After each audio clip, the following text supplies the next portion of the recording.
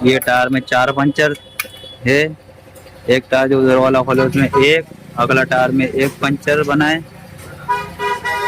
3 tyre puncture थे dumper के total, जिसमें से जो भैया ये टायर जो कस रहे है इसके ट्यूब में 4 पंचर थे। एक ट्यूब की तो वाल शीट टूट गई थी तो भैया ने टायर ही नहीं बनवाए, पुराना ट्यूब निकाल के डलवा लिए। ओ भैया नट अटकाओ फटाफट जल्दी। अटका लिए, अब भी कसता हूँ।